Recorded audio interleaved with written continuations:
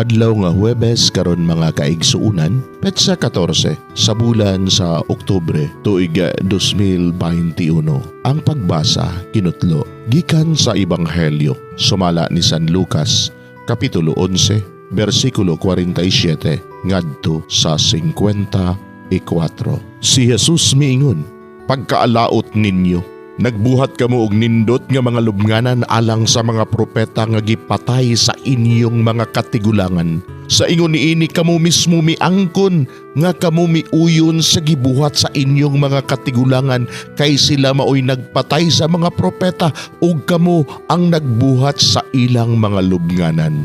Tungod niini ang kaalam sa Dios nag-ingon, padad-an ko sila ga mga propeta og mga sinugo og ilang lutuson ang uban og ang uban ilang patyon.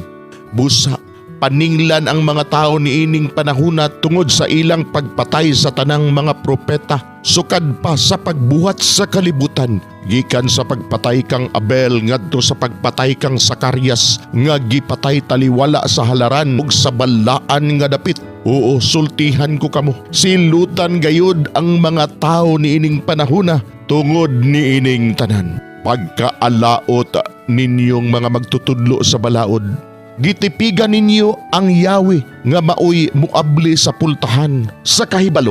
Apan kamo mismo wala mosulod o gisanta ninyo ang buot mosulod niini." Sa dayong biya ni Jesus ni adtong dapita, gisaway siya pag-ayo sa mga magtutudlo sa balaod og mga Pariseo og nangutana sila kaniya mahitungod sa daghang mga butang. Gisulayan nila siya paglitag aron masakpan siya nga nasayop sa iyang gisulti.